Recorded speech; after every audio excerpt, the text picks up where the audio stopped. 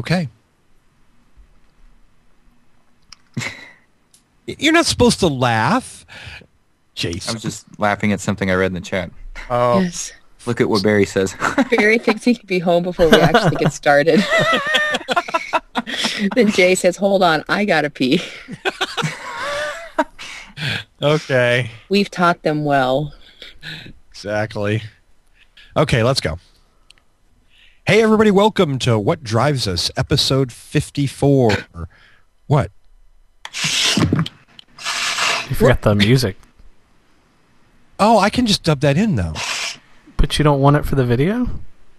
Oh, I guess you're right. I can. Okay, here we go. Damn music. Starting with a bang. Yeah, a bang is right. Thank you and good night.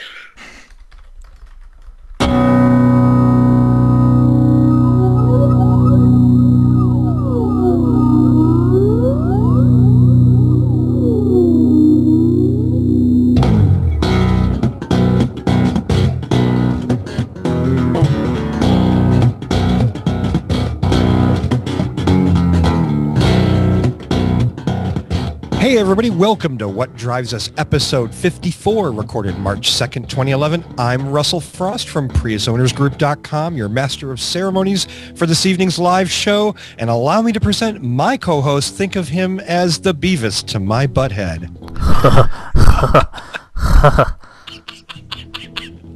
I'm Danny Cooper from PriusChat.com.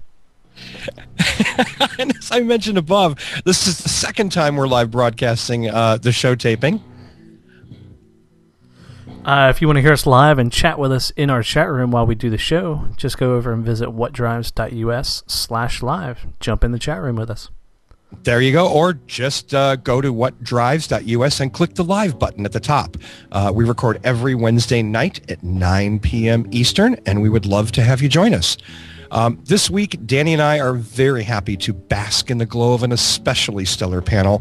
They are a founding member of the Chicago Prius Group, Prius Chat moderator, and our own international man of mystery. It's Mr. Tony Schaefer. Hey, everyone. That's me on the guitar, if you're wondering. Okay, it's not. It's Michael Manring. And It's a bass go ahead. guitar. Go ahead over to whatdrives.us and click on live. One of us will be manning the live chat at all times. We're working shifts. Operators are now online. Operators are standing by. And the moderator of the Yahoo Prius Group, one of the big brains behind Green Drive Expo when it comes to cars. She only sees red. She's Linda Weideman. Hey, everybody. It's a real pleasure to be here tonight. Hi, everybody in the chat room. And Linda, thank you for braving the Black Death, which you are currently in the middle of experiencing, to come on the show tonight. Oh, you're welcome. Anything for you guys. Oh. And he's the obsessive-compulsive hypermodeler, the owner of not one but two Honda hybrids. He's the man you want to be behind when you're late to work. He's Jason Holder. I'll have you know I drove home tonight at speeds approaching the posted limit just so I could be here for this. True story. Wow. And then you had an True extra story. half hour before we even started. Well, better be here early. That must have killed your MPG, dude. Actually, I did pretty good. I won't go into that now, but it's good. Excellent, excellent. And we are very happy to have back with us for her third appearance on the show, one of the stars of Who Killed the Electric Car, consulting producer on the upcoming Revenge of the Electric Car, one of the exclusive Chevy Volt customer advisory board members, a founder of the Lightning Rod Foundation, star of stage and screen. She is none other than Chelsea Sexton. My goodness. And hey, at least my right foot makes up for Jason's. Ooh, fighting words. Oh, go girl. So, hey, thanks everybody for joining us. Thanks to everyone in the chat room for coming in and hanging out with us. And I guess maybe we can do the show now, huh? Do it, yeah. Yeah. I guess. Yeah, I mean, We should. if you guys don't want to, we don't have to. We could just continue doing, Now let's actually do it. So the first thing up this week is, our Chelsea is here, and Chelsea, as I mentioned in the introduction, is one of the members of the Chevy Volt Customer Advisory Board, which means she had a Volt before anybody else. And Chelsea, how long have you had it now? Almost 4 months. I have one more week. Wow. And then I'm told they're going to take it away. 4 months. Again, that is so GM. I know. I mean, I can't imagine GM taking another electric car away from me, but apparently they want that story, so they're going to get it. Wow. Is it true that they're going to actually crush it in front of you? Just insult to injury. A mobile crusher coming to Chelsea's house. they're just going to steamroll it right in the driveway and go, here, you can get the rest. And There you their go. idea of uninstalling the charger is just ripping it out of the wall. Exactly. No, a few of us have been trying to hold our vehicles hostage. We kind of figured that if GM can't find them, they can't take them. So we've been posting pictures of all the different things that we've been doing to hide them. And so, one guy covered his in tin foil as if it would block the OnStar signal, and I covered mine in Hot Wheels, and we've done all these sorts of different things with them. And then people actually started sending us, quote, sightings. So we've posted them going across the Mexico border and heading into Area 51 and all of these different things. So I'll see how long I can hide it, but I'm thinking that eventually they're going to take it away. I'm telling you, Illinois, the cool place to hide these days is Illinois. I think it's a cool place in general. You could hide it in my driveway. They'll never think to look there. So, Chelsea, let's, and by any means, anybody has any questions or something, pop in there. But I would just like to go over, like, the basic stats, what your MPG has been, and kind of just, like, the overview of what your experience has been with the Volt for these 4 months.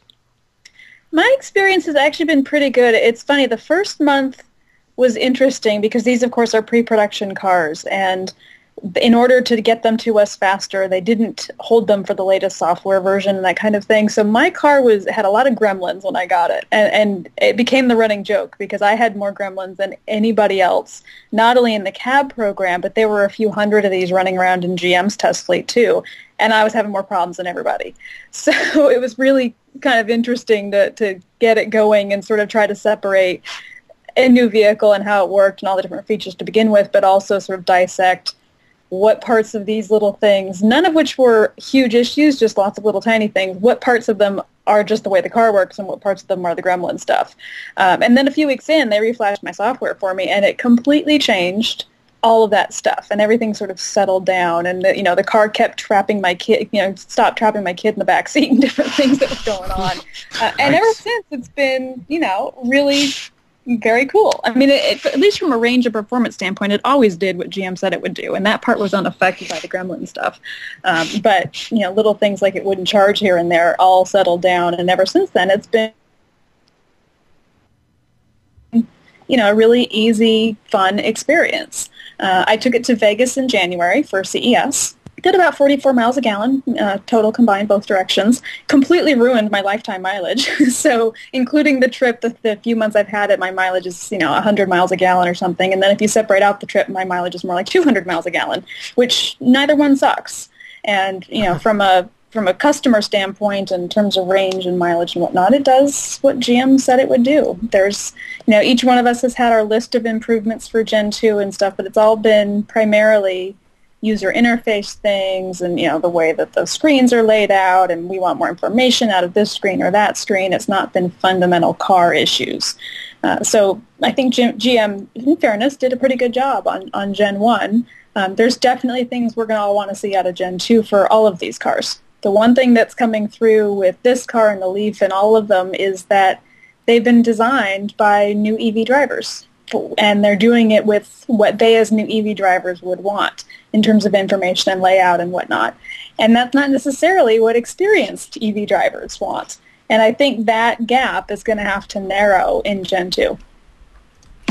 So you're hoping for maybe more configurable dash. It'll give you a little more advanced data. Yeah, I mean, still, some of this is really basic. Like, we all want all of these cars to show a percentage state of charge. They all say, here's how many miles you can go, but none of them will just say you have a 50% full battery. And that same is true for the Leaf and the others. So it's not unique to the Volt, but it's one of those things where, the engineers kind of went, oh yeah, no, new drivers got to make it easy. We just got to tell them how far they can go. They're not going to want to know anything more than that. Yeah, I guess that was going to be my comment. Is I guess long term, as you become experienced, the percentage number is more effective. Yeah, Right. because the mileage thing is deceptive, right? Like the car is determining that based on the current terrain, et cetera, et cetera. It seems to me it would be much more useful to know that percentage than just an estimate of miles. So.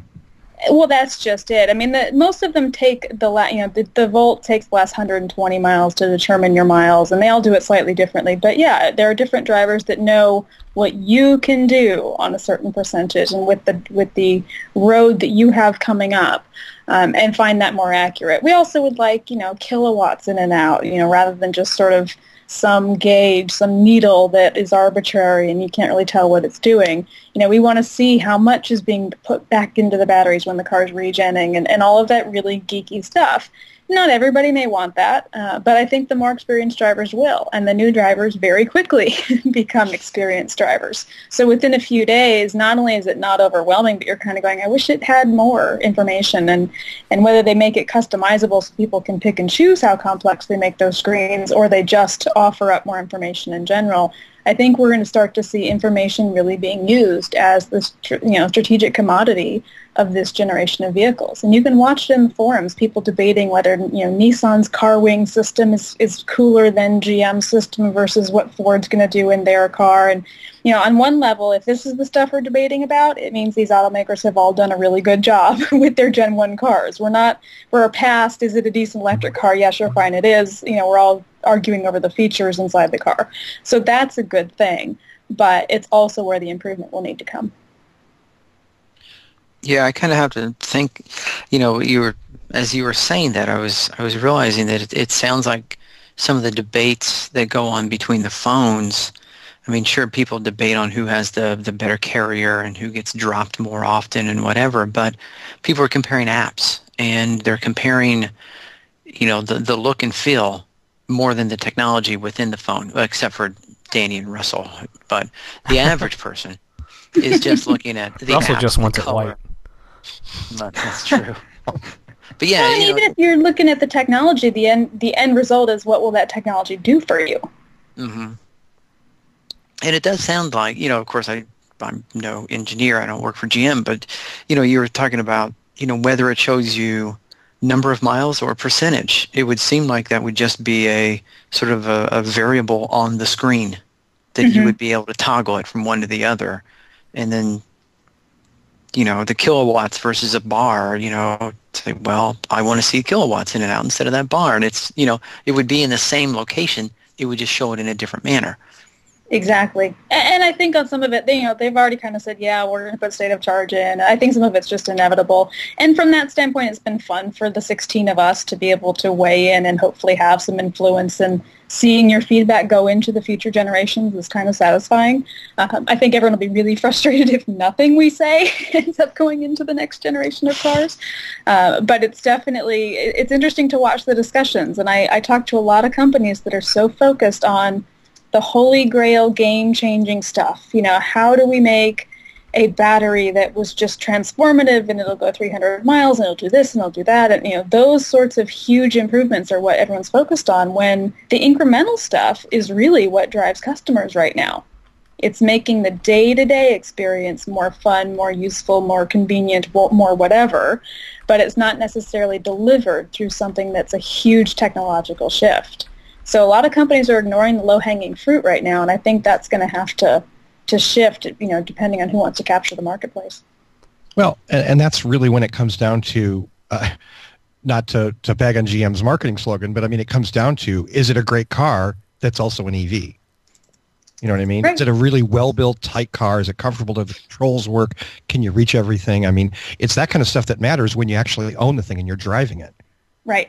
Well, and in fairness, it is those things, and that's part of why our attention is freed up to focus on things like the screens, because it is clearly, from a propulsion standpoint, a well-engineered car. It is a solid car. It is a tight car. They have beat every bit of wind and motor noise out of that thing from the inside of the cabin. A lot of the basic stuff they have, in fairness, done really, really well, which is part of why we're all noticing the other stuff that much more.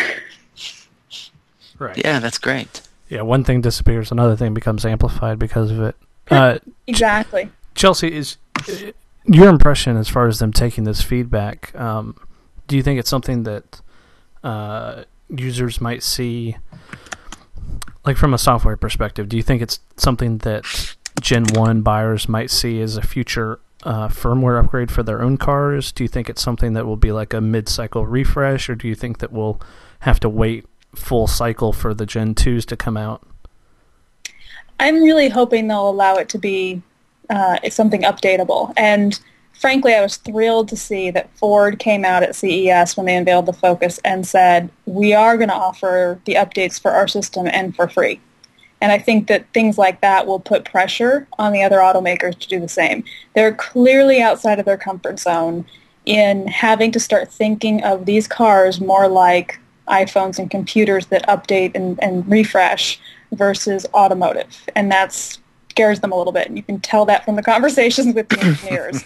Oh, yeah. But it's an evolution in the industry, and they'll have to get there. And I think the more that one company dips its toes in, and the more that the early adopters kind of set their expectations of, we bought Gen 1, but especially the software stuff, we expect to be able to get that, even if we have to pay for it. I mean, if I had to go once a year and pay my dealer $100 to get my update, I'm all right with that. But it's the ability to get the update that's the important part.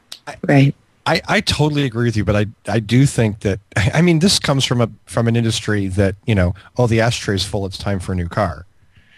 Oh, absolutely. And that's a horrible business model because there's so many other products out there now that consumers own that, like you said, phones, computers, whatever, that, there's new firmware, it updates it. Wow, the device that I bought from this company is better than it used to be.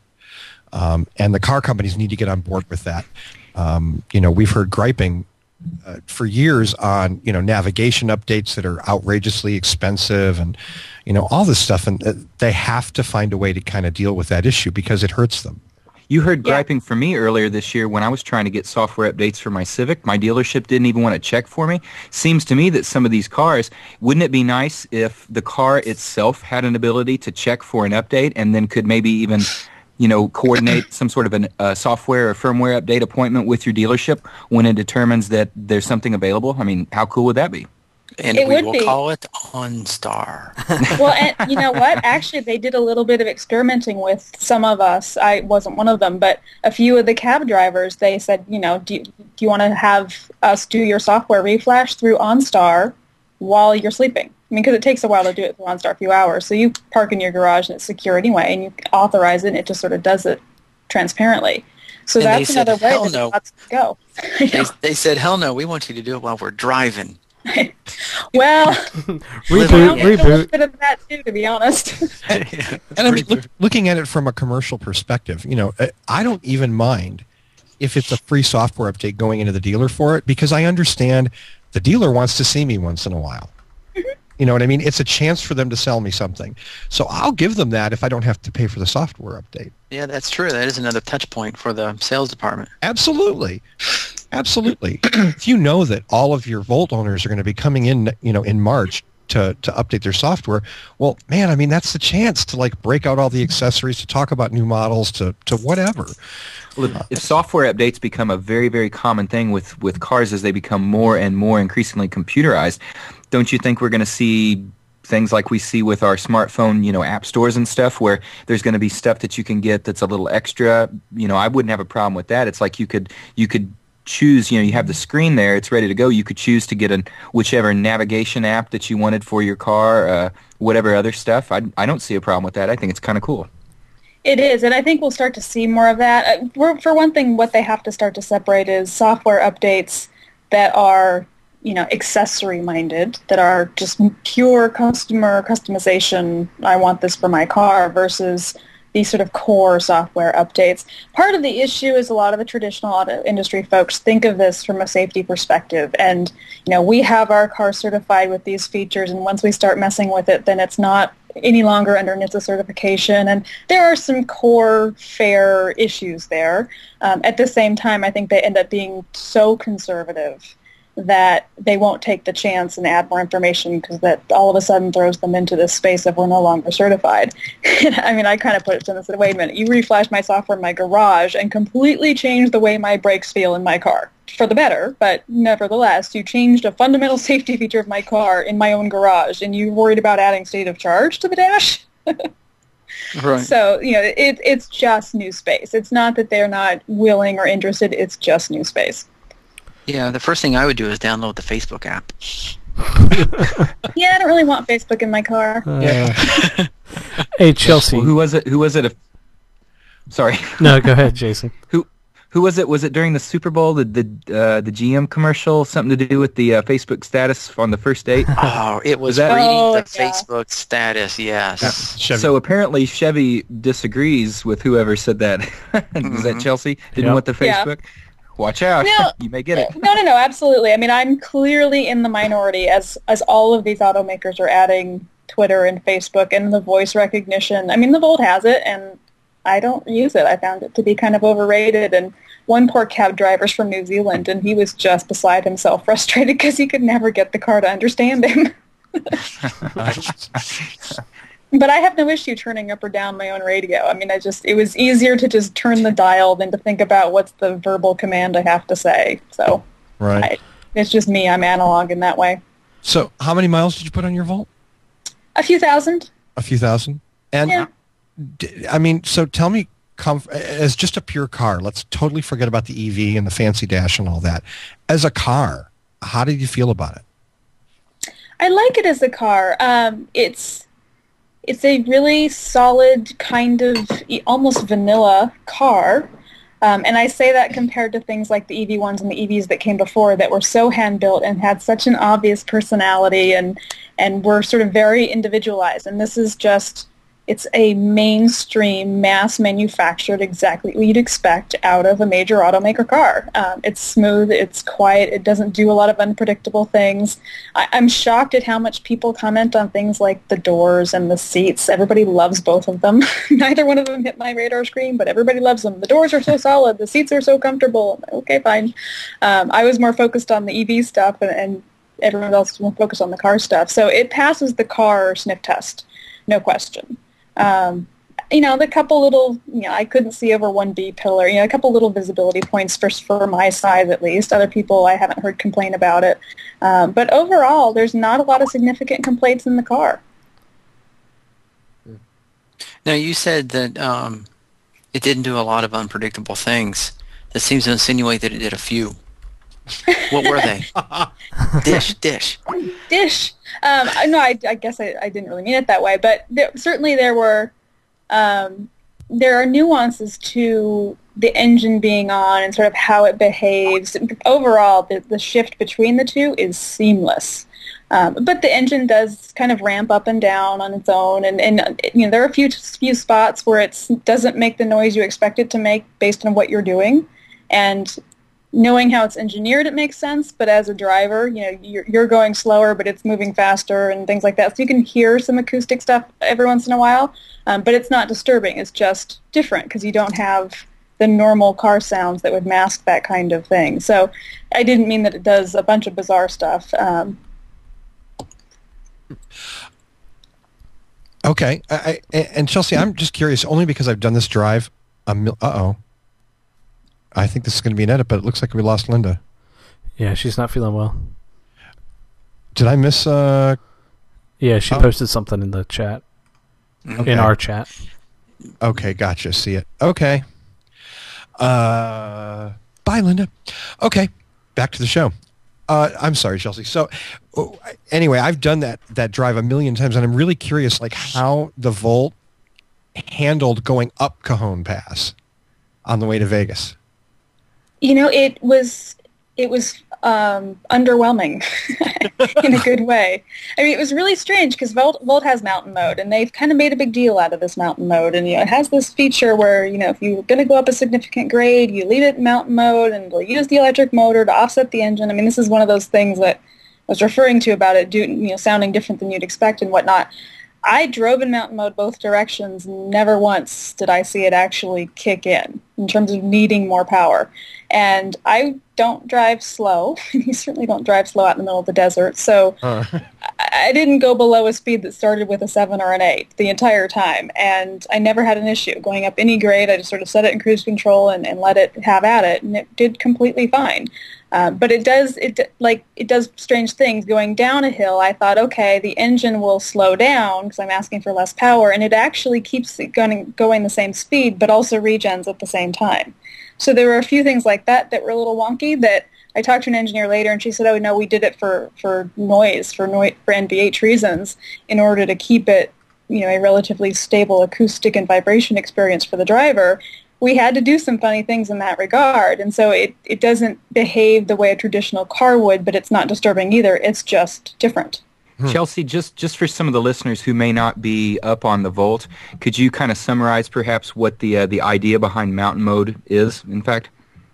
The idea behind mountain mode is that you can reserve a certain amount of extra battery capacity so that if you are driving in extended range mode and you get to a significant grade, the idea is that depending on how steep that grade is, the actual gas engine isn't sized big enough to go up a significant grade without potentially a loss in power. And if you're not in mountain mode, all that means is that you might go up the grade at 50 or 60 instead of 70 or 80. But in order to prevent someone feeling a loss of power, you can use mountain mode going in, and it'll draw the extra energy out of the battery and let the motor help supplement the engine. You said that you had a very uneventful, experience with climbing mountain passes and whatnot. Did you get the impression that mountain mode was what was facilitating that seamless, smooth operation, or do you think that you would have been okay driving at the fairly quick speeds like you described, even if you weren't in mountain mode? No, it didn't go into mountain mode most of the time. The way that it works is if you know ahead of time you're going to hit the grade, you just start out in mountain mode and drive that way. And it doesn't change how the car operates, except that instead of driving 40 miles in electric mode before you switch over, you'll drive maybe 25 miles in electric mode, and it'll reserve the extra 15 miles worth of electricity in case you need that supplemental power. So that's what I did. And it has a screen very much like the Prius where it shows the power flow between the engine and the batteries and the motor and sort of what components are doing what. So you can tell when it actually engages that supplemental power of mountain mode because it'll both run the engine and you can see energy coming out of the batteries at the same time. It didn't really do that very much. I expected it to on some of those grades, and it really didn't. It just stayed on the engine the entire time, left the energy in the batteries, and never really engaged what mountain mode was needed for or expected to be needed for. So it probably would have done fine not using mountain mode, except for maybe a couple of moments. Okay. Yeah, ever since the press a couple of months ago about the Volt using some propulsion directly or indirectly rather from the gasoline engine, I hadn't given any more thought about how that was going to affect things like mountain mode. I just always assumed that was something that the driver would choose to enter. But you're saying that the car itself will give you the display that it's entering mountain mode if it reaches a certain critical state of charge situation, or? If you're paying attention to that screen, you can see when it does it. There's no significant warning. There's no need to alert the driver. But if you're interested, you can watch that power flow screen and you can see what it's doing. I actually ended up using mountain mode the most in other situations to game the car. If you're below, the GM hasn't released exactly what percentage state of charge it reserves in mountain mode, but say it's 60%. If you're already below that, when you put it into mountain mode, it'll run the engine to charge it back up to that level. And so if I needed to give somebody an electric test drive, I would simply use mountain mode to do it. So I spent more gas gaming the car to be electric versus gas when I wanted it to be for test drive purposes or whatever than I did because I actually needed gas. Okay, a couple questions for you, Chelsea. Being in Southern California, did you have any chance to drive in any particularly cold weather? I think somebody in the chat asked specifically like snow. It flurried on my way to Vegas. The lowest the temperatures got here or there was about 30 degrees, so I didn't drive it below that. But it's fairly chilly for out here, and it was fine. I mean, the range certainly degrades in colder weather, and even the 40, 50 degrees that we've had is enough to make a bit of a difference. I haven't had the low ranges other people have reported. When we got the cars in November, it was still 70, 80, 85 here. It was pretty warm our first few weeks. I easily got 45 to 53 miles on a charge without even blinking. I've yet to really try to extend the range in this car.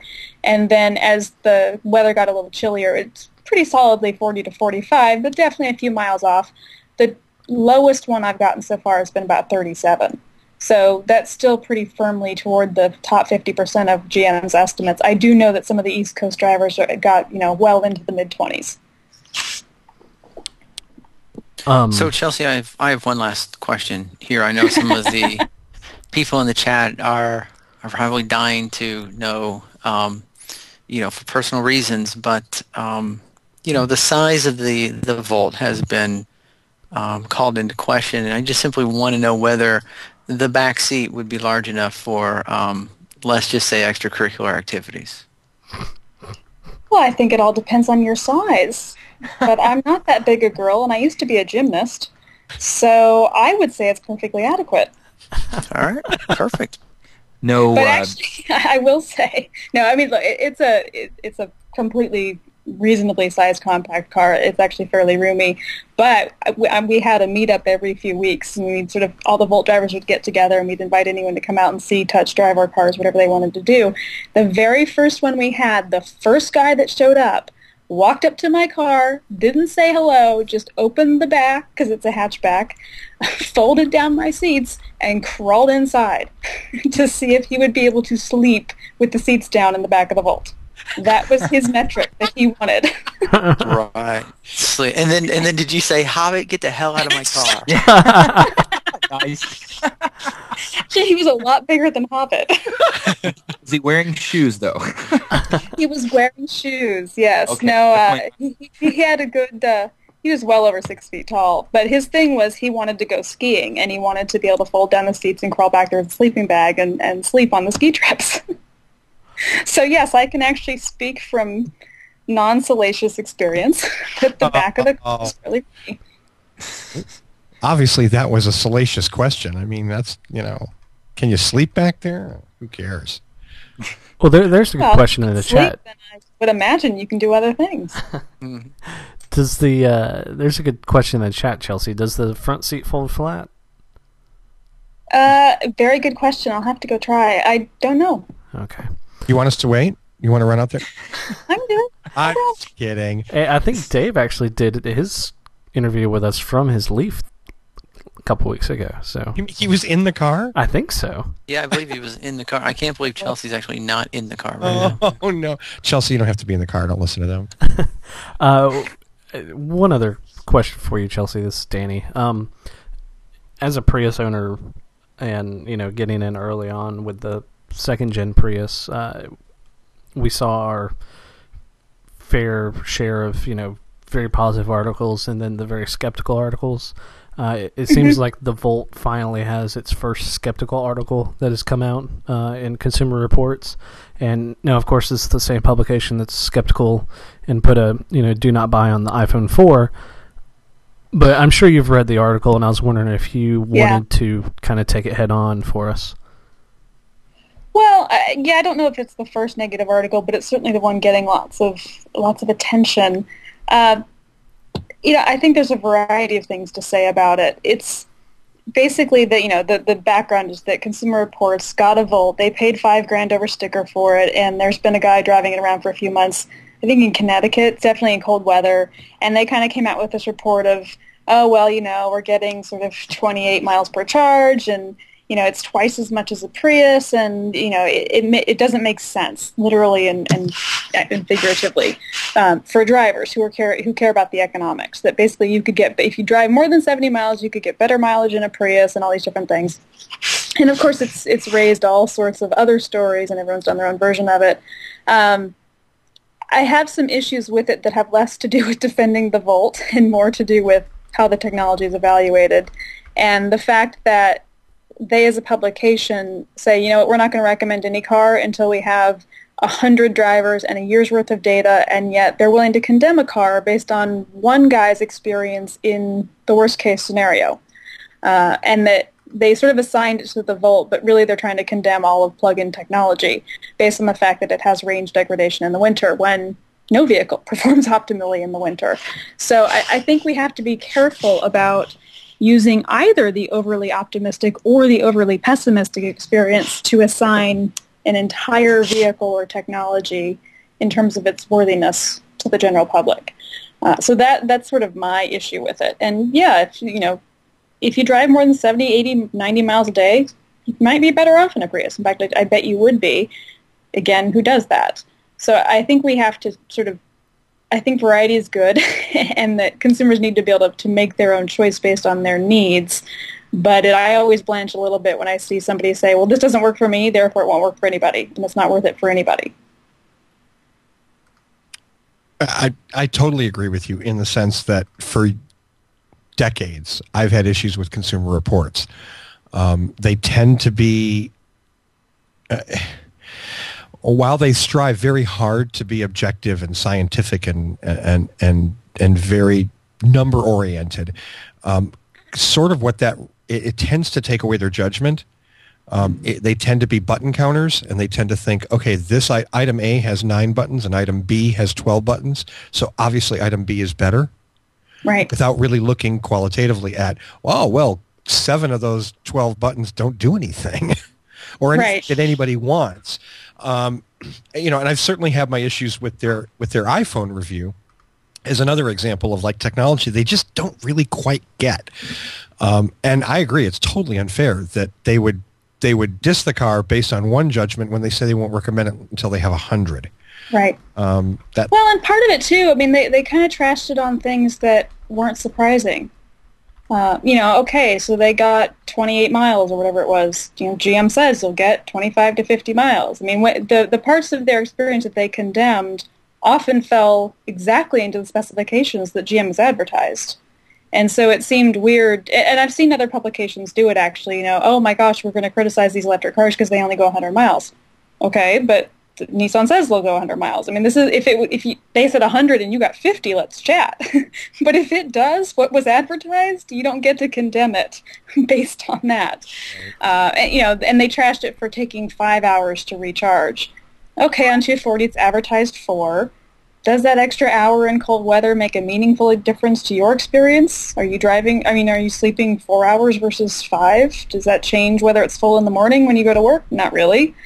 So some of it just seemed sort of oddly nitpicky, especially when we plug in all sorts of cars overnight just to get them to start at all in cold weather. I will take slight issue with something you said, Chelsea, with them complaining about the 25-mile range. I can understand what you're saying, but I think that part of the Consumer Reports tries to represent consumers, and I think that most consumers have seen ads from GM for 3 years, touting a 40-mile range, and when the EPA test came in and it went down between 25 and 40, I can see why there would be some wiggle room for complaining at that bottom end of the range. And I understand that. I mean, it's no different than Nissan originally saying 100 and having to revise it to know it's 63 to 138 or whatever it is. With every vehicle, your mileage may vary, but I do find that with EVs, people or at least journalists act more surprised when your mileage varies than they do in gas cars. Most people don't get what it says in the Monroney sticker in a gas car either, but they're not condemned for it in the same way that EVs are. So if Consumer Reports was driving it in 70-degree weather and was getting 25, they'd have much more basis to complain versus, yes, they were on the lower end of what was advertised, but they were also in the lower end, in terms of geography and weather of what you would be driving the car in. And I have always said that the automakers need to learn to lowball in terms of both range and charging time. So I wish that GM had been more conservative going in, but I also would say it's no surprise that there's a range in range. Under promise and over deliver. Yes. That's a range in range. Good quote. I do think that Danny's making a good point in that those of us on the show, those of us listening to the show, most of you probably get, that there's going to be variations. And whether it's reasonable or not, most consumers don't put that much thought into that stuff. So it really has to be, the cars have to be marketed and built to that standard. And I hate to say it, but I mean, there's a reason that Toyota has those stupid, ridiculous, disabling navigation controls when the car's rolling. So does Volt. Yeah.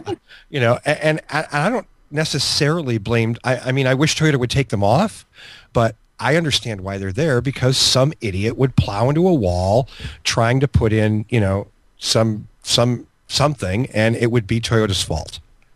Right. I understand that consumers don't think that way. I expect automotive journalists not to be surprised that there's a range. Oh, please. The only group generally lazier and not all that informed, and, well, should I slander an entire class? I better not, actually. I thought you were going to finish it with podcast panelists. No. I know a few really good automotive journalists. Unfortunately, at least one of them isn't even doing it anymore. But most of them seem to care more about the hors d'oeuvres at the reception than about the actual vehicle. No, I understand. And there's definitely a quality variation, but that doesn't make it right. No, absolutely not. I mean, and that's, I know reading into the review, if the first thing they complain about, is the quality of the party or something, I know the review on the vehicle is going to just be really bad. Yeah. Or they're comparing the Volt to the Aston Martin that they drove 2 weeks ago, for no readily discernible reason other than they got to drive, a $200,000 car 2 weeks ago, and now they're driving another thing, and they're just, what the heck? We'll compare them, I mean, you get that kind of stuff.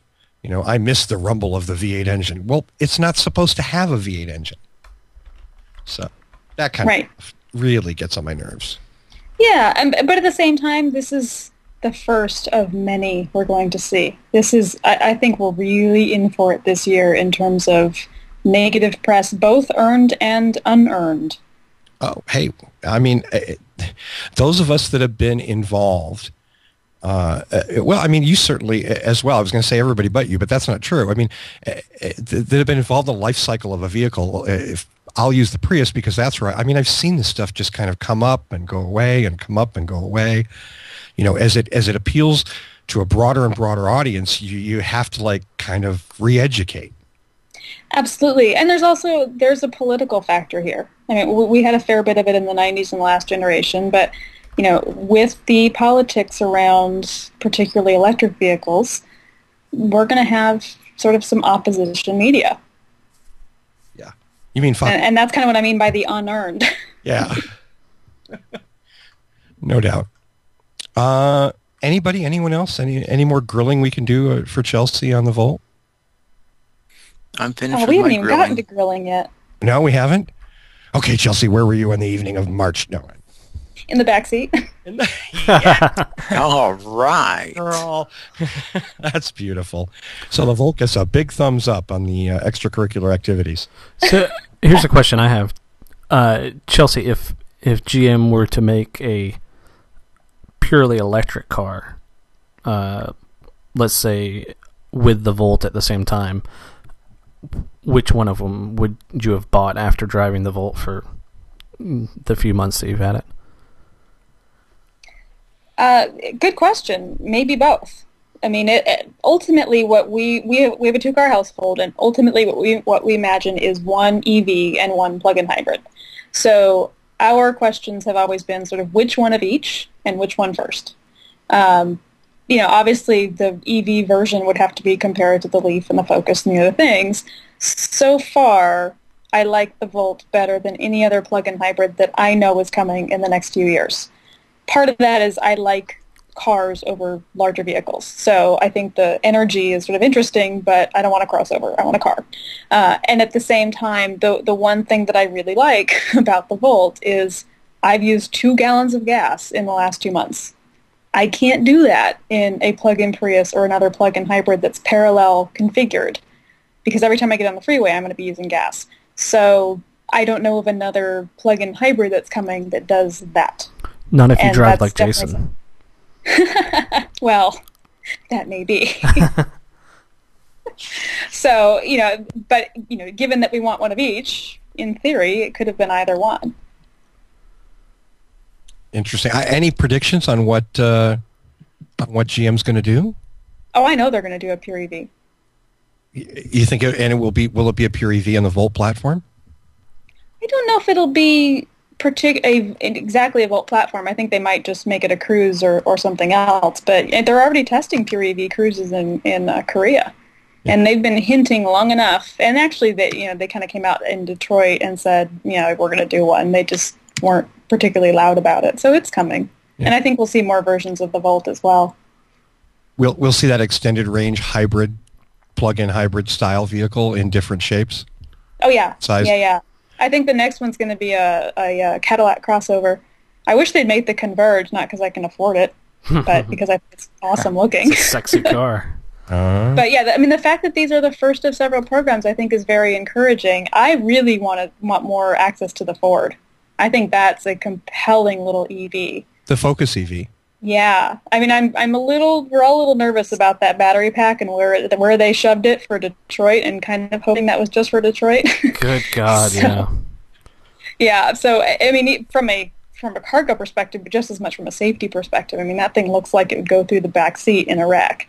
So I'm curious to see if that was just a prototype for the auto show, which is entirely possible versus this is production. But based on the specs, that should be a fun little scoot. Well, if it was just for the show, I would have hoped that Ford would have just soldered welded the trunk shut so no one could even open it. Exactly. I mean, they didn't have it open at CES, and then the next week it was open in Detroit, and we all kind of went, ooh, we didn't know about that part, and we all liked it at CES. Yeah, I mean, I was comparing the cargo volume numbers of the Sonata recently, and it's barely larger than the Camry Hybrid. And I think that's always been the issue with the Camry Hybrid for mass appeal. And I thought the Sonata Hybrid was going to be a huge, seller until I read about that cargo volume, because just watching my people like my brother and my parents go through the car shopping process before I had to worry about cargo volume, it's definitely something that it's a bigger issue than I really ever thought it was. And now I'm starting to see it now that I have a baby and a dog and a wife to haul from place to place. Yeah, I mean, it definitely is one of those individualized needs things. I think it's often, I mean, it's the reason we sell so many SUVs. We buy the potential more than we buy the need. We like the idea that we could carry a lot more than we necessarily do carry a lot. And I'll exclude, parents of babies in that, strollers and everything. But beyond the obvious, it's one of my mom keeps a truck so she can go to Home Depot 4 times a year. She doesn't drive it any other time, but she keeps it for that. And same thing with the SUVs. What if I need to carry the soccer team? Well, how often do you? It's the same thing on the cars. But because it is a huge perception issue, it will be, especially for this. And the visibility of taking up that much of what's already not that much cargo space in a compact car is going to be, I think, an issue. I don't know that it would be a deal breaker for me, but I think it will be for others. It's going to be interesting to see how people begin reevaluating that. I mean, we look at gas that's gone up almost $1 in the last 30 days. And already I'm starting to hear a little bit of, oh, maybe I don't need to drive the truck, around the block for no readily discernible reason, that kind of thing.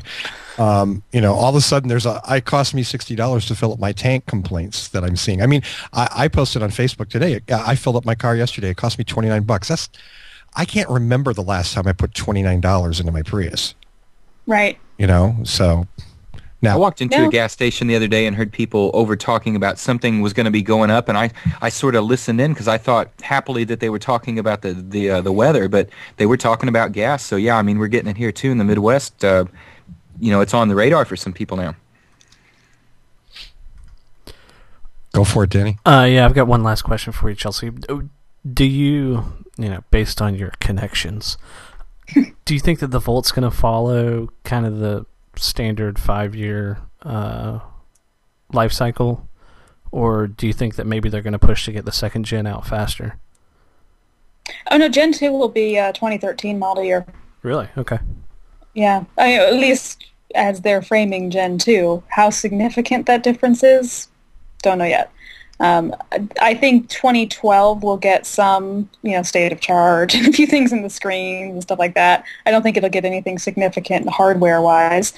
They have said for anybody in California, the calendar year 2012 vehicles, not early model year, will be 8D-PZEP compliant. So they'll get into the carpool lanes, which was kind of a big deal out here. But otherwise, I don't think we'll see any significant changes till 2013. Interesting. I in line of just that other question I'd asked, I'm just curious, Chelsea, to get your take on a few of the other cars, not necessarily even competition, but just some of the other plug-ins and hybrids that we've seen come out. I mean, have you any thoughts on the Prius C? I think it's still a concept, so I realize it's tough to, without any hard specs to but well, yeah. I mean, I think it's intriguing as a concept, but it's hard to say too much more about it. I like that Toyota's broadening that platform. It's something they've been threatening to do for quite some time. Nice I wish they would get. Yeah, I wish they'd get a little more aggressive with that whole thing. Define that. How do you mean aggressive? Ambitious. You'd like to see more EVs in the Prius thing, or you'd like to see more hybrid choices? Both. Both. I mean, I'm glad to see them doing more hybrids. I wish they'd done it sooner. Sure. And I'm glad to see them dipping their toes in the plug-ins, but the Prius PHV is bluntly stating the least electrified thing we're going to see in the next several years. Okay, but and there's on the same hand, though, how do I put this? Which do you think is more commercially viable from a broad range perspective? The hybrid or the plug-in version? No, like the PHV versus something like the Volt. Oh, it'll depend entirely on how they price that PHV. I think there's absolutely a place in the market for something like the PHV, particularly if they can do it at a really low incremental price over the regular Prius. I just wish that as the leader in the technology at the time, they would have done something more ambitious or done both. We really thought Toyota was going to lead, and I've watched them kind of be the GM of hybrids in that they had this huge lead and they've kind of given it away a little bit. And so that's been frustrating to watch. I think the PHV is a great car for current Prius drivers. I think regular hybrid drivers will be thrilled with it. I think EV drivers will be disappointed in it. I mean, it occupies a middle ground, and as a step up, it's a nice step up. If you're already into the really robust plug-in stage, it's kind of a step down. So we talked about the Ford Focus EV. What about the Prius V, the larger Prius hybrid? It's the same thing. I mean, I think people will be thrilled for it. It's one of the things that I hear about quite a bit is when are we going to see station wagons, minivans, larger vehicles that are hybridized. So I think there's a huge appetite for it. Yeah. We talked last week about the Volvo V60, the diesel hybrid. Have you had a chance to see that yet? Or I've seen it. I've not gotten access to it. Read about it. You think what are the odds it's really going to make it to the U.S.? Well, I'd like to think so. No, I think they will. I mean, Volvo has to. And so between the C30 and that one, they're going to come. It's just a matter of how many, how fast.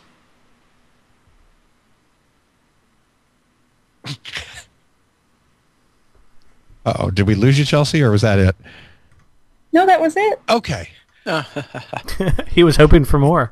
I was hoping half-assed. I was hoping there was going to be a whole stream of expletives there. But for the Volvo? No, not in Volvo, just in general. Oh. We already covered the Prius. He was just hoping. Yeah. Ooh. No one will ever accuse you of not being quick. Ever. I'm leaving out have you driven the iMeave? Oh yeah, no, I had an iMeave for a week. What did you think? I like the iMeave. I think the iMeave is cute as hell, and actually I think it's actually a little bit cuter than the Leaf. Although as a vehicle, the Leaf is better, no question. But no, the iMeave I think is a great basic EV, and I'm curious to see what Mitsubishi does with it, because it doesn't have, it's not nearly as fancy. I mean, it's a good solid EV, but it doesn't have the interior fit and finish, and it doesn't have the telematics and all the fancy features that things like the Leaf and Volt has. It's a fine car in terms of quality. It's just very basic. And they've already kind of said they want to hit underneath the Leaf pricing, but they've not gotten too much more specific about that other than to hint around $30,000. So it's a really good entry-level EV, and I'm curious to see how they play it. They're supposed to within 90 days, have a website to start taking orders and stuff. Interesting. Yeah. 30,000 for an iMove? Yeah. Wow. Seems like a lot. Yeah. It does seem, on one hand, it's, $3,000 less than a Leaf, but yeah, it kind of does seem like a lot. I guess it's a tax credit on it is probably not that bad. I'd pay $3,000 more just to get the Nissan nameplate over the Mitsubishi. Ooh. I don't have an issue there. Actually, interestingly, they just announced today they're going to cancel the Evo and focus on EVs as a brand, which is really kind of intriguing. Wow. Really intriguing. I think it's racers more are crying. I think they just, look, it's already got the name. I think they ought to just make the Evo electric and do a cool, torquey, small, performance-oriented vehicle. Yeah, that'd be a lot of fun. How awesome would that be? Yeah. Some real competition for a Tesla Roadster in terms of performance. Yeah. Yep. Well, I don't know how much competition, but it would be fun. Oh, off the line, they could give it some pretty good competition. Yeah, maybe straight. It wouldn't be 3.7, but doesn't need to be. Yeah. Put it in the 5-second range. That'd be pretty impressive. Yeah. So yeah, the iMev will come to 22. Assuming they stick with $30,000, it'll come to 22.5 with the federal credit. In the states that get the additional credits, Georgia, California, Colorado, a few of those, it'll be in the teens. Yeah. It'll be 17, 18 grand, and that's a reasonable sale for EV, especially kid going off to college and commuter car and that kind of thing. Take the other car on the weekends. There's definitely a place for it, depending on how they approach it. But I'm really curious to see how companies like Mitsubishi and Ford and the ones that are following Toyota are paying attention to the launches of Nissan and GM, both what they're doing well and the way they're skinning knees. Both have done both. Right. Nissan is really frustrating people right now. And it really comes a lot down to the communication and customer service and stuff that has absolutely nothing to do with the fact that these are electric cars, but it's where these companies are struggling the most. Well, yeah. Arguably where some of them have always struggled, but... Oh, no question. Yeah. So, no surprise there. Well, Chelsea, thanks for letting us not grill you on the Volt. Anytime. And for giving us some other opinions there. Am I missing anything? Did we get any other questions from the chat room? Danny, anybody been watching that? Nah, I stopped paying attention to those people. Yeah, the heck with them. Yeah. Bunch of shit. Oh, is that thing still on? Oh, there's going to be a bunch of naughty words typed into the chat room here in just about 30 seconds. Yeah. Well, let's move on with the week's news. Our first item this week is about the GM Terrain SUV. And I'm not really even sure what angle to approach this from, so let's just talk about what the news story is. Engadget reported that the GMC Terrain SUV has a very interesting feature. It has active noise cancellation inside the vehicle. Why? Because when the vehicle is in fuel efficiency mode, it produces, and I quote, a low-end frequency boom.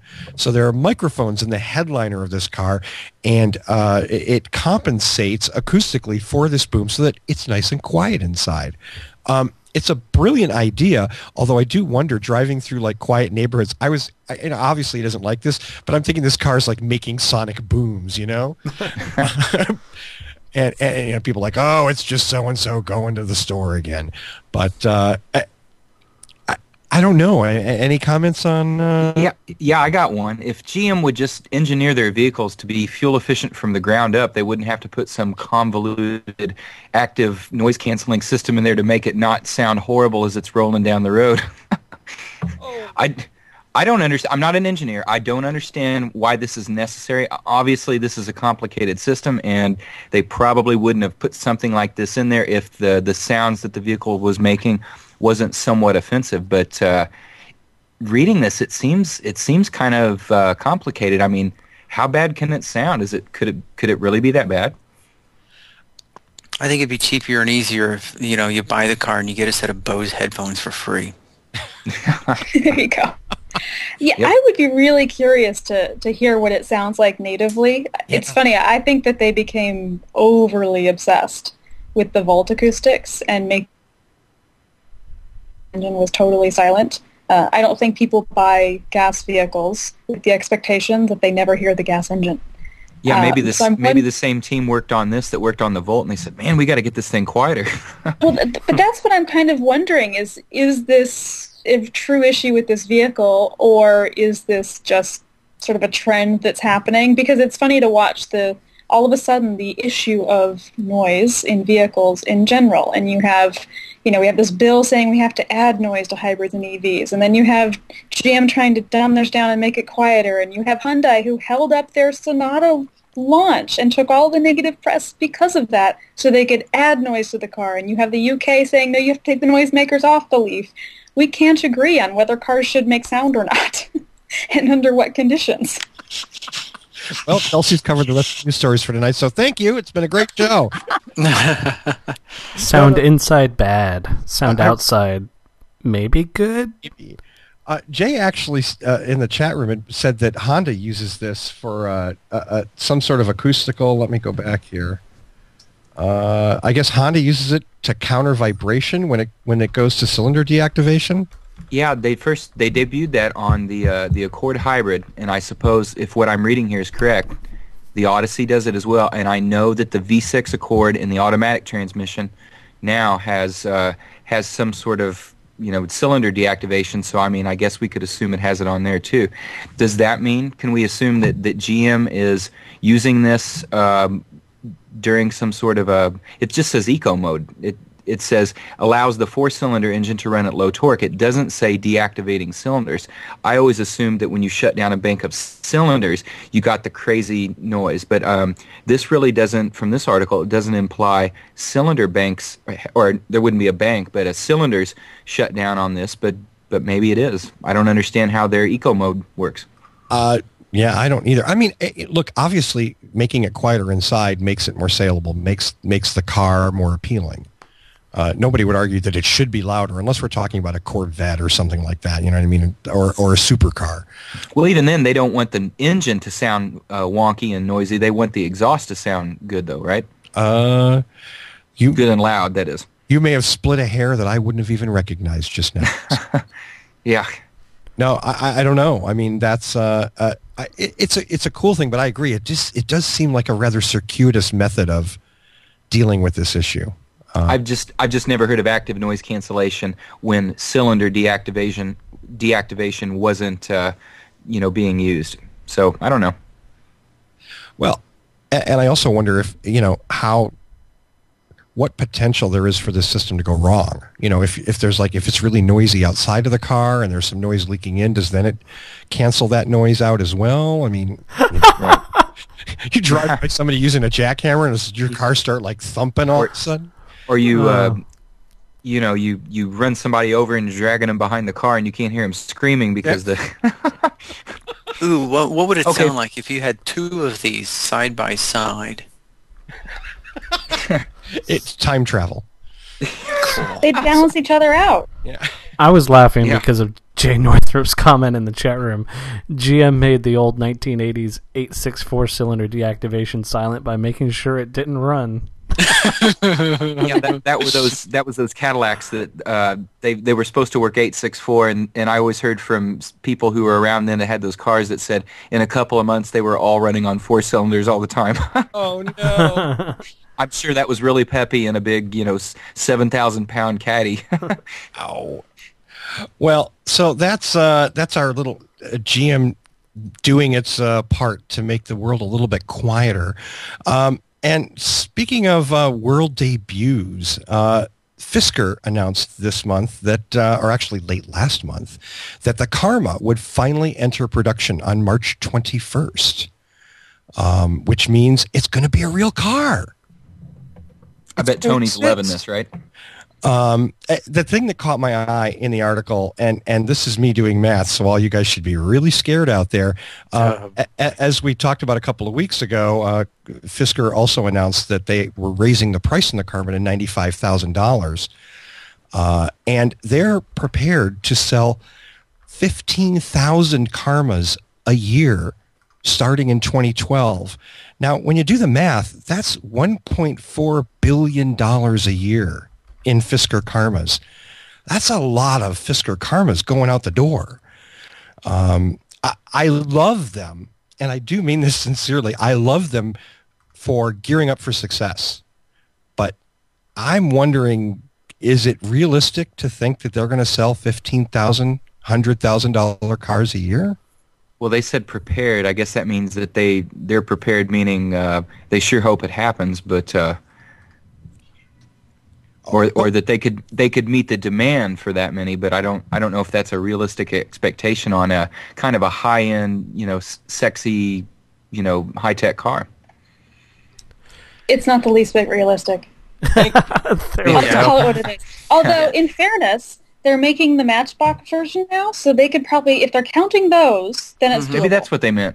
The 15,000 Matchbox cars. Yeah. Although that was the '09, I think, model. 2010, yeah. I mean, I want them to succeed, and I want their business model not to be predicated on a fantasy that they're going to sell $1.5 billion worth of Karmas a year. If they can make it selling 1,000 or 2,000 or whatever, awesome for them. I also hope that they're planning on making something that maybe costs a little bit less than $95,000. Well, they are. I mean, they have their Nina supposedly in the works the same way that Tesla has the Model S. But until some of us see something more substantive, I'd argue the whole darn idea has been a fantasy for the last few years. Yeah. I have one of those Nina models. In fact. Does that and man, does that thing purr? Yep. But it's interesting because they have raised their price over 20%. They buried another little delay in this last round of press, and nobody's really calling them on it very much. You aren't listening to our show enough, Chelsea. Yeah. No, I meant actual, sort of mainstream press. Oh, real journalists is what you mean. Wow. We want to thank Chelsea for being on the show this week. Click. It's a shame that connection dropped. Damn it. No, I thought that was more of an insult to them than to you. No. We're the only ones willing to call them on this kind of stuff. I mean, we've expressed that same exasperation that I'm hearing in your voice over Fisker, and it's not because we don't want them to succeed. It's because we want them to be realistic and make a damn car.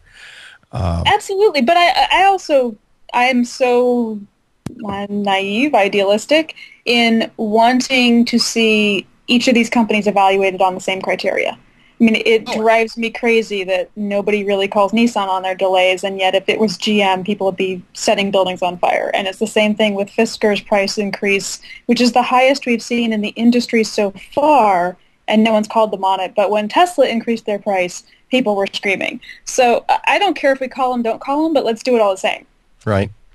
That kind of consistency. There's an edit. That kind of consistency can be bought. You just need to send all of your journalists to Iceland for a week to drive your car. Well, yes. No, well, I mean, Fisker just had to bring them to Fontana. Ew. Fontana. Yeah, they took him out to the Speedway. That's where all the drives happen. That was the recent thing, yeah. Yeah. I thought you said Fontana because, Montana's such a fun state. And I get that, it's a fast car and all that, but that really irked me. All these first drive reports, and it was like they're driving on a racetrack. Yeah, although I suspect they probably need to. Depending on where, because they're using engineering prototypes, and depending on where those were actually constructed, there's this wonky NHTSA rule that if your prototype was built in the U.S., you cannot have non-employed on public. It's why Nissan was doing test drives on public roads before GM was. It's a little strange, but that could have factored into it, or it could have just been Fisker's legal team saying, even if we're allowed to, we're just not going to do it with an engineering prototype. Interesting. I didn't know that. Yeah. So they should have made it in Tijuana and then drove it across. Yeah. Well, I mean, GM used to joke that if they had their first Volts made in Canada, they would have been able to do test drives a whole lot sooner. Okay, so that is why they were doing the test drives around malls and stuff? Because Russell and I kind of went off on that a little bit. That's because they weren't using production vehicles. They had to actually go to NHTSA and get a special exemption for this whole little cab program.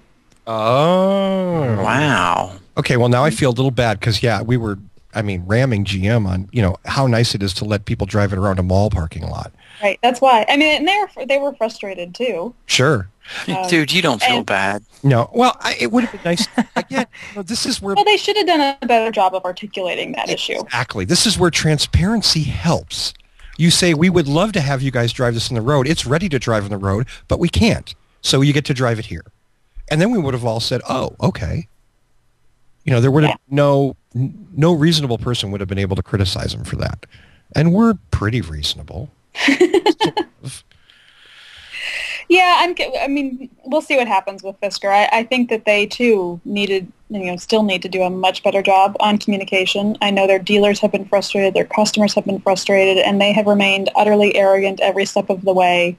And, Henrik told me himself a few months ago that, he wasn't going to let anyone drive the car until the day before they were delivered, and little bloggers like me could say whatever we wanted in the meantime. So I'm doing exactly that. Exactly. In the meantime, can we watch that commercial again? No, you can't. Oh, Funny. Well, speaking of speaking out, as much as we give Honda a hard time here for writing press release after press release, William Walton, who is a product manager at Honda, apparently for most of the lineup of their cars, did an interview on another website which shall remain nameless. No, this one's fine. We can say hybridcars.com. Yeah.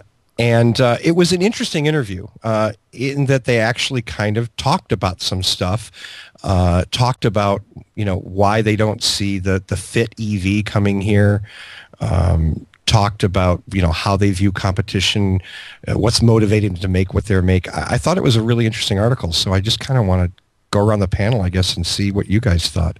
What stood out to you? Anyone? Still doing mild hybrids. Yeah, it was still the whole mild hybrid thing. It didn't work for GM. I would actually, as a Honda owner, like to point out that Honda's cars are more accurately characterized as power assist hybrids, and we can go into the difference between a mild hybrid and a power assist hybrid, perhaps at some other point. But people throw around the term mild hybrid like it's a bad thing, like mild as opposed to what? Full. Spicy. And that's, extra spicy. And if anybody is into the spicy, it's me, of course. But yes, it so turns out that Honda's type of hybrid system that they've used, it kind of is tuned for certain types of driving conditions and commutes. Much like some of the other systems are tuned. It probably has a little bit more narrow of a range of where it's usable. It kind of gets its butt handed to it in the stop and go traffic, but the whole mild versus full hybrid, it's kind of a false dichotomy. It's not really accurate, but whatever. Yeah. Well, I guess again, we've kind of shaken our heads and gnashed our teeth many times over Honda. Like, why are they doing this when it seems like doing something else would make sense? So here's somebody who's kind of laying it all out. Well, there's the one point number 4. 40 mile per gallon gas cars are not really competition for hybrids. And then he says what I've been saying for the last 2 years is that the industry only advertises highway fuel economy. Well, duh. I got to tell you quite honestly, that started pissing me off as soon as I saw it. As soon as there was the 30 mile per gallon was the number everybody wanted to meet, they started just reporting the highway miles, and then in very small print it would say, 30 mile per gallon highway. And fight this battle, I guess, with people at work, friends and coworkers. They would say, well, yeah, I just saw that this car, is rated at 40 miles per gallon. Well, sure it is on the highway, but, it's 30 miles per gallon in city or whatever. It's still going to sit there and idle at a red light. Something that stuck out in me because I'm the marketing geek that I am, the very last paragraph of the thing, and I want to read that. It says, and I quote, he said, Honda has learned a lot from CRZ customers who buy the coupe because of its styling, not because it's a hybrid. We know that customers will buy hybrid vehicles if you deliver something that they're looking for, not only for its fuel economy. He said that's how car companies will meet higher fuel economy ratings, by creating new hybrid-only vehicles that are appealing on multiple fronts and just happen to be hybrids. Isn't this kind of the trouble that Honda's been in that, like playing down the whole hybrid thing and using a system that's not a very aggressive hybrid system that delivers higher fuel economy than perhaps the competition does? Well, I'll address this and say that 6 years ago, I had a Buick Regal with 100,000 miles on it, and I was looking for a replacement vehicle. And I had a very short list of cars that met the criteria that I wanted, and one of them happened to be a hybrid. And I didn't even know it at the time. In 2004, I had no idea that the Prius was a hybrid until I read and it said that it was a hybrid. But screw that. It had all the really cool toys I wanted in a car, and crash tests and, all that other stuff. So in a way, this makes sense. But you still hear that people buy hybrids because they want to be green. They want to make a statement. They want people to be able to point to them and say, "Hey, look, they're driving a hybrid." Not everybody. I wouldn't even say wants that. Well, I'll put it like this, and yes, I'll finally say my piece. Go. Honda learned a lot from, quote unquote, CRZ customers because they were able to talk to each one individually, because there aren't that damn many of them. Ooh. And there aren't that many of them because people don't want a car that focuses on styling over being a hybrid. They buy a hybrid because it's a damn hybrid. I mean, there's a lot of people out there who say the Prius is ugly, but I like it because it gets blah, blah, blah, and it does this and it does that. Yeah, I think they're right in recognizing that people buy these vehicles for other sort of emotional experiences in addition to the really pragmatic economy and whatnot.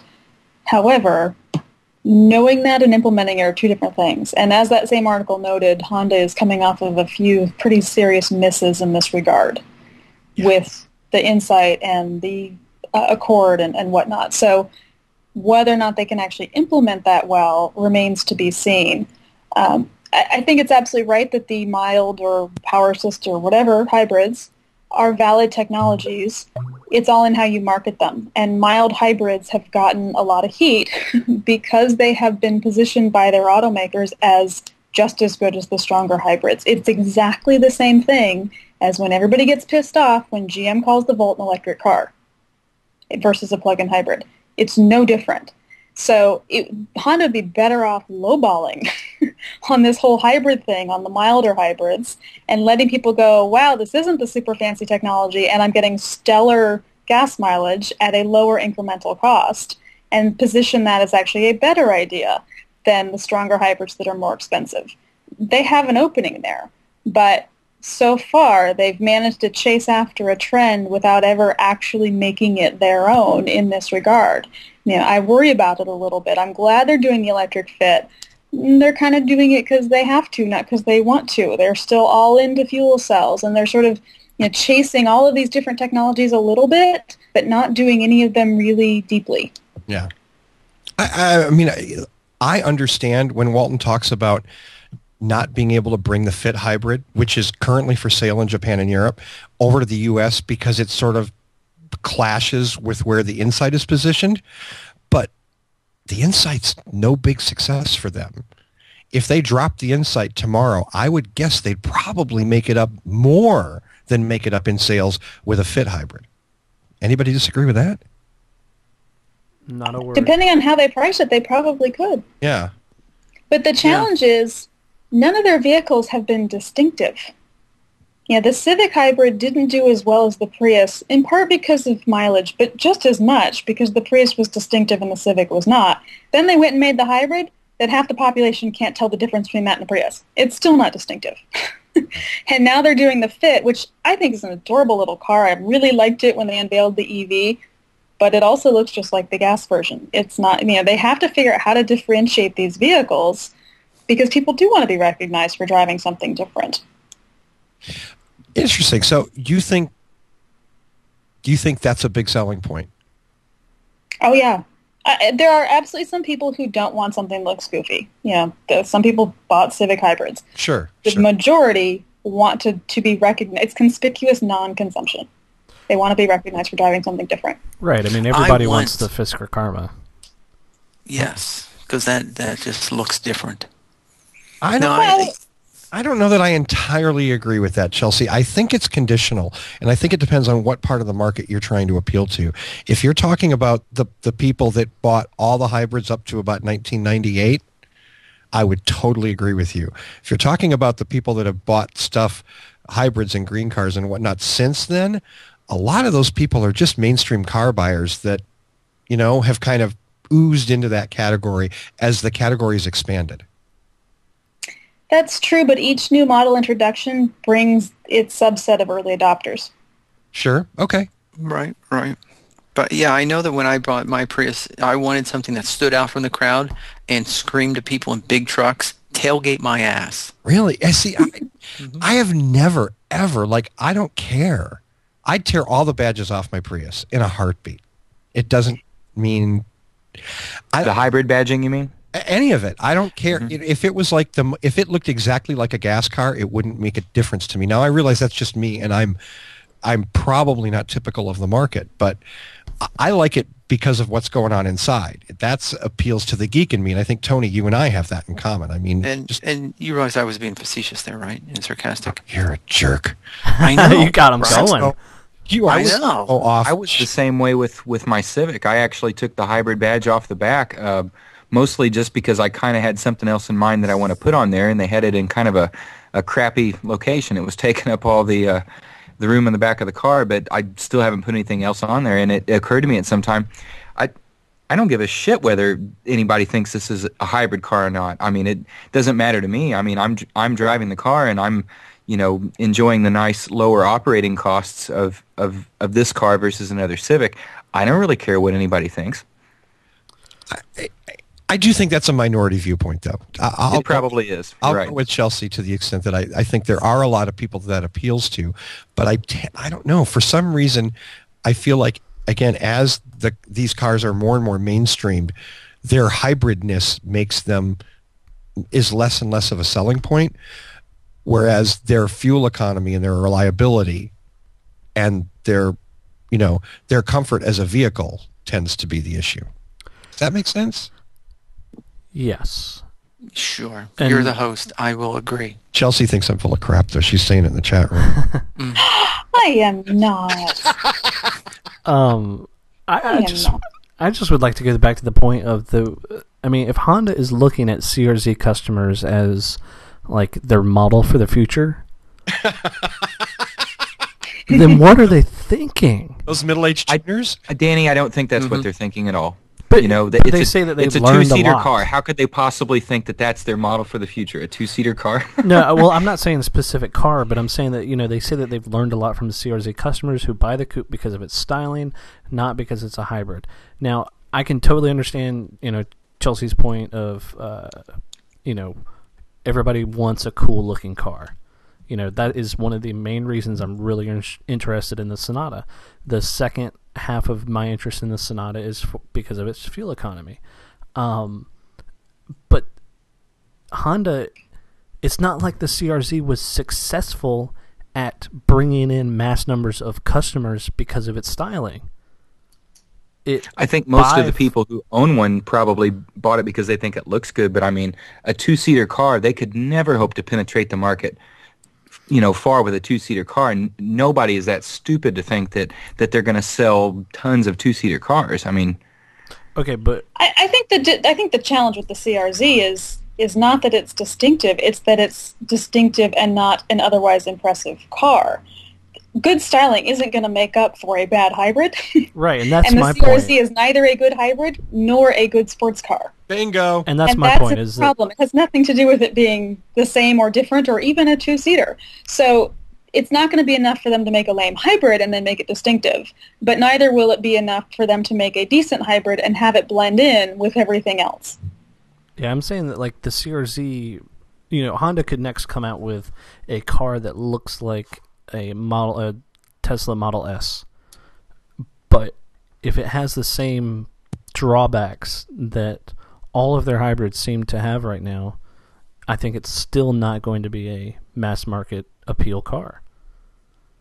And I totally agree.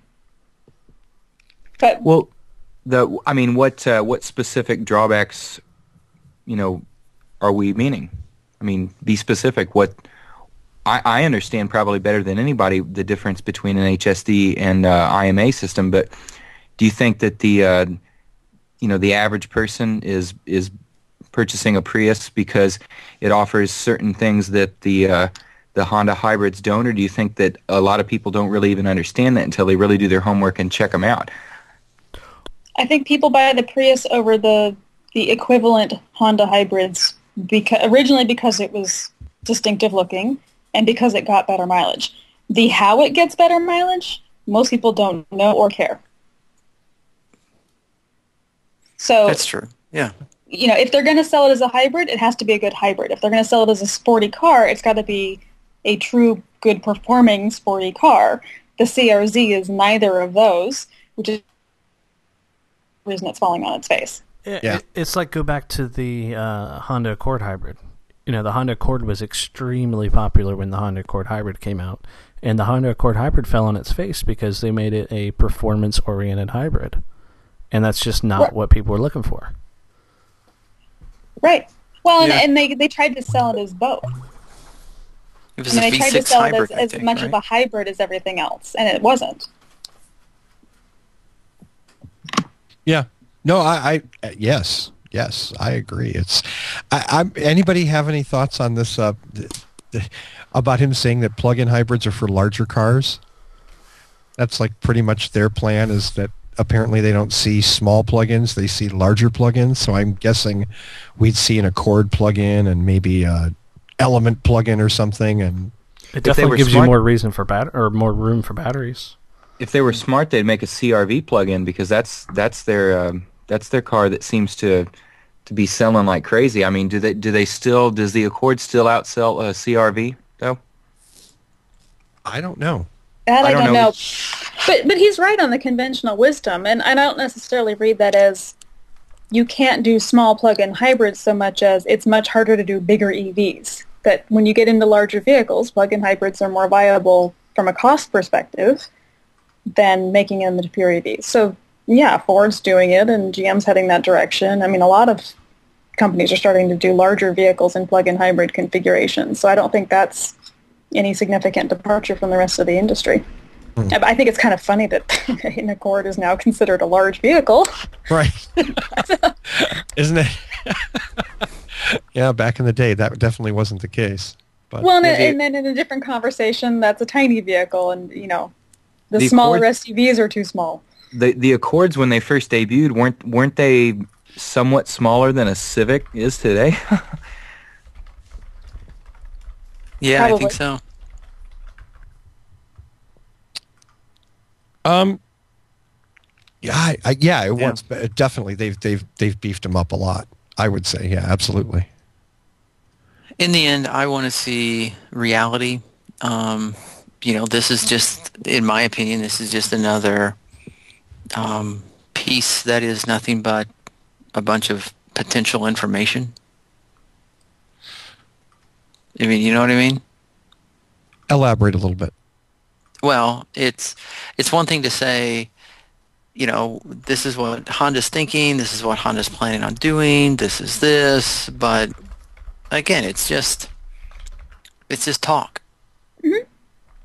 So I'm done with it. I mean, it's no different for me than the BMW i sub-brand that everyone's all excited about. I want to see him build a car. Until then, it's a press release. Yeah, I mean, how many Honda press releases have we covered in the last year? We just vivisected on this show. Okay, well, speaking of vivisection, we've probably done more than enough on this piece. I think you could edit out about half of that. And I know this next story, our final news story of the week, is going to bring up some really good discussion. I think this comes from a website which remains nameless. Except that Danny just posted it in the online chat. Did he? That's good for him. Well, then I'll give a shout out to John Volker. Hey, John, who wrote this for Green Car Reports. And Chelsea has very presciently made mention of it already. There was a couple of noisemaker issues in the last week. Hyundai ran into a problem with rolling out the Sonata, which was supposed to be out in January.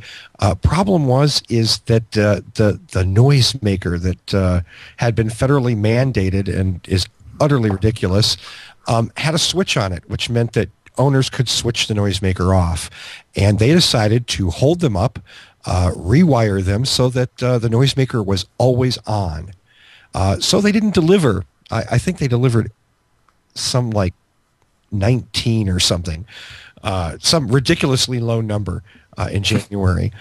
And then I guess, let's see, who was it now? It was the Leaf ran into problems in Britain with the exact opposite problem. Their noisemakers are on all the time. It's against UK law for a car to make noise between 11 p.m. and 6 a.m., so they couldn't sell them with the noisemakers in there. So you could sell them, you just can't drive them between 11 p.m. and 6 a.m. And 6 a.m. So Nissan had to tear them out before they could sell them. Hey, guess what? This whole noisemaker thing, it's a real pain in the ass. I wonder who would have said that. Oh, all of us. Does that mean Britain hates blind people?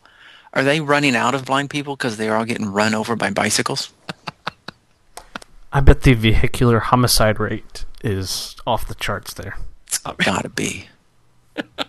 It's been said before, I'll say it again, I can't wait to see when these cars start debuting how quickly the workaround for the noisemaker or the hack that disables the noisemaker becomes, public knowledge, because someone will disable it.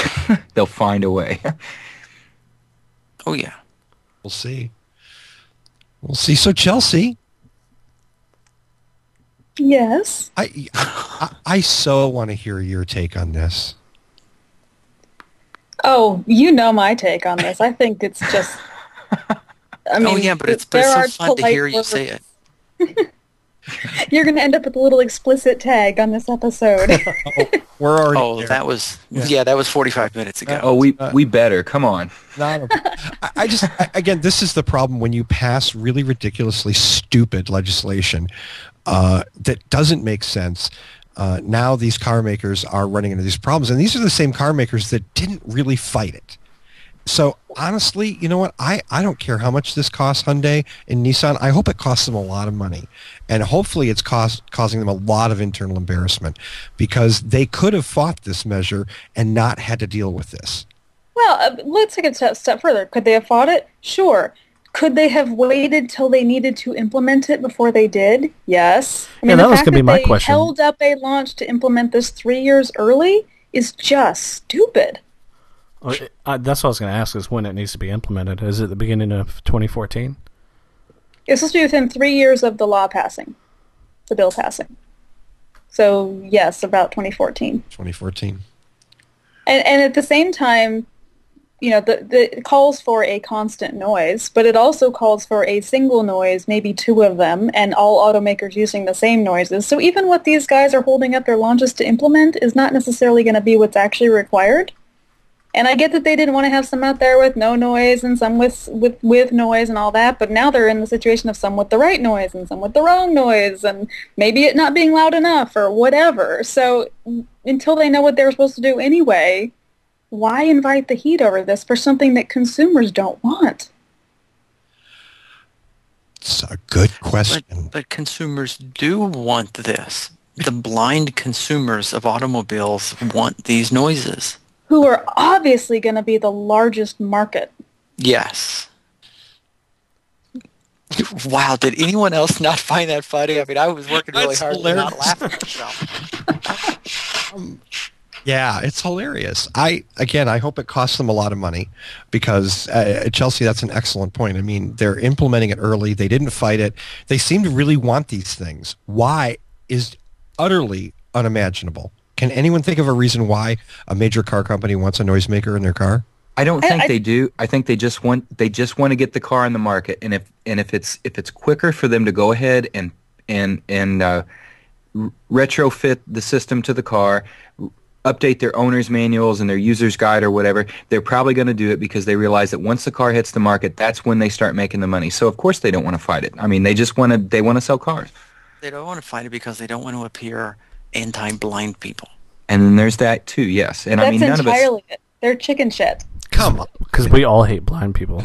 These are some of the same car companies that fought airbags and seat belts and all kinds of things. and yet I've had them tell me directly, we don't want to look like we're against blind people, and we're afraid that if we even ask for the study about whether this is a problem, it's going to look like we're coming out against the disabled. Kidding me.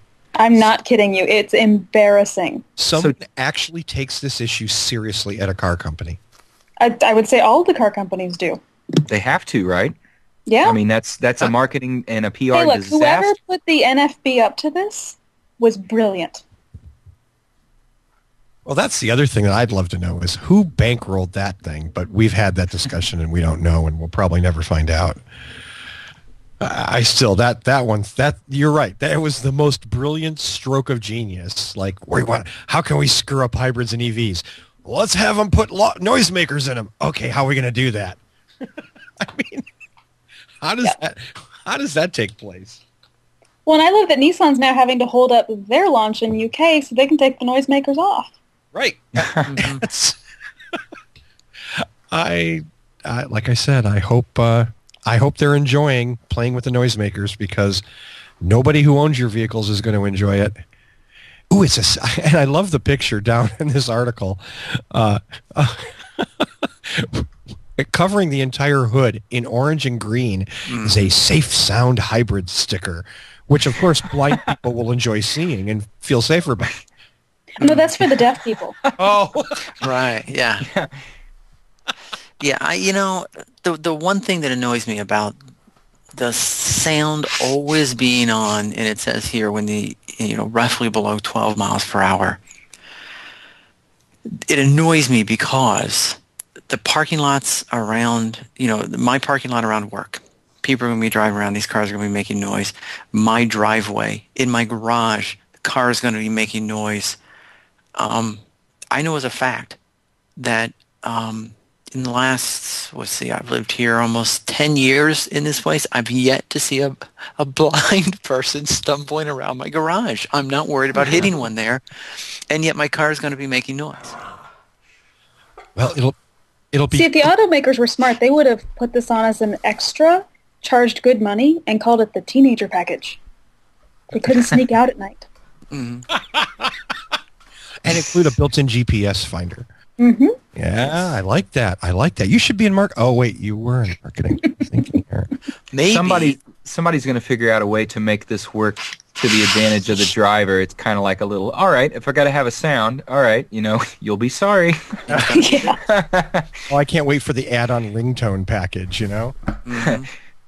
Yep. Maybe what they should do is partner this with the cylinder shut-off system, and then it would create a low bassy vibration that no one would ever hear. I want to go to hornblasters.com for my hybrid sound. Have you guys seen that website? These guys that hook up the air compressors and the train horns literally to their cars? Yeah, that's just wrong awesome. on many levels. That's awesome. Air horns. Hey, there's a Tesla driver that has them. He makes his car sound like General Lee. Beautiful. That's so wrong. On so many levels. On so many levels. Have we beat up on the noisemaker folks enough this week? Enough for tonight. Yeah. Okay. Enough for tonight. Well, then I'm going to say, and that's our show for this week. As always, I want to thank Michael Mannering for our amazing theme music. Visit him at manthing.com. You can meet... I wanted to edit here, so this is a good thing. You can read my rantings published here regularly at PriusOwnersGroup.com. Big shout out to Justin. Hey, Justin. I also want to thank Chelsea Sexton for spending time with us this evening. Thank you, Chelsea. Why, thank you for having me. It's always a pleasure. And I also want to thank all of our panelists, Tony, Linda, who had to leave early because she was so ill, and Jason. Thank you. Glad to be here, as always. And Danny, thanks for hanging with me. Or should I say Beavis? Excellent. And my new favorite part of the show, a huge shout out to the chat room. Thank you, all of you guys, for coming in there and keeping us entertained and adding questions and stuff. We really appreciate it. And that's it for me. Danny, I turn it over to you, sir. All right. What should I talk about this week? I'm just going to sit here and think about it for a minute. You should. I think you should. I'd actually like to thank Russell. He's been writing a couple things for PriusChat.com recently, and they have created quite a stir in the community. Oh, no. Which is always nice. I think one of your pieces is up to 30-something comments just on our Facebook wall. Yeah. There's that. So thank you, Russell. And I actually mean that. If anyone else would like to write for Prius Chat, I kind of give you, whatever you want to do, as you can tell by Russell's writing.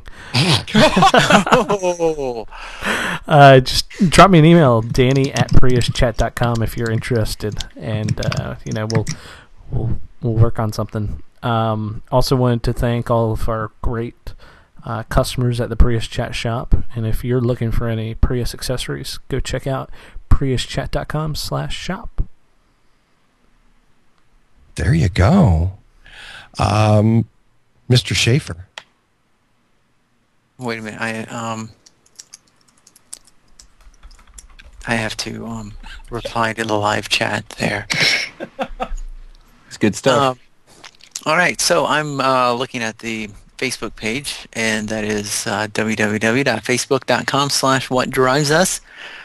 And I was trying to compare how many people liking the page this week compared to last week. So I asked the chat room, and from what I can tell, last week we had a range of either -1 to 30 million. We gained 5 this week. Oh, hey, all right. So that's good. We have 5 more people. I'd like to say hi to all 5 of them who no doubt are listening to this show. Go out and grab somebody. Tell them to like the page. If for nothing else, just for kicks and giggles. And I'm going to say hey to Justin and hey to Linda, and say hey to Justin for Linda. Oh. And hand it over to Jason. Go, Jason.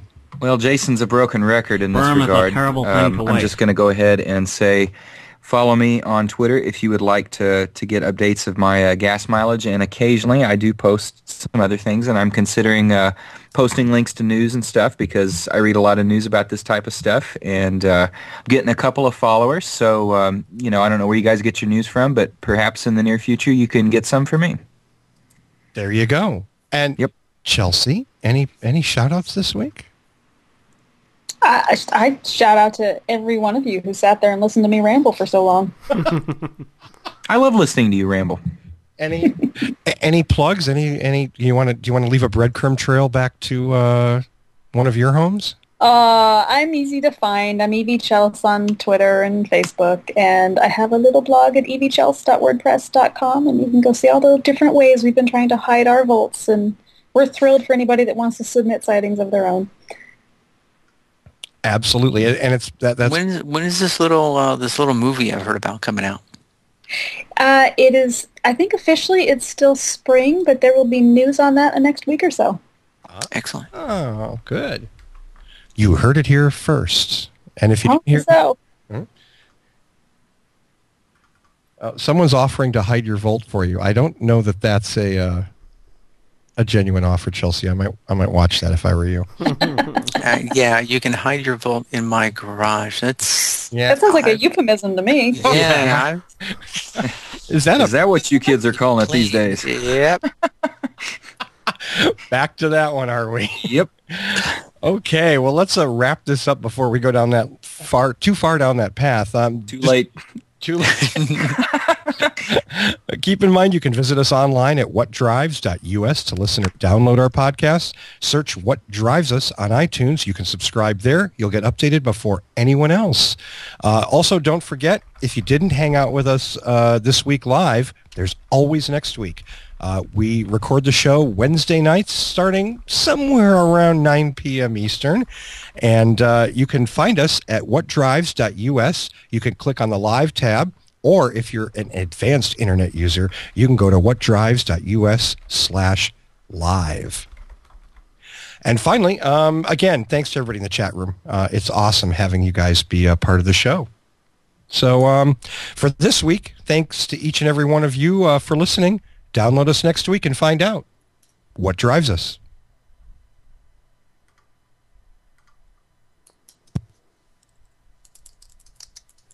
Cue the music. Very live. Very quiet. Oh, am I supposed to cue music now? Well, if this is a professional show. Yeah. There. Bye, everybody. Done. Bye. Have a good week. We'll see you next week. Okay. That's my noisemaker right there.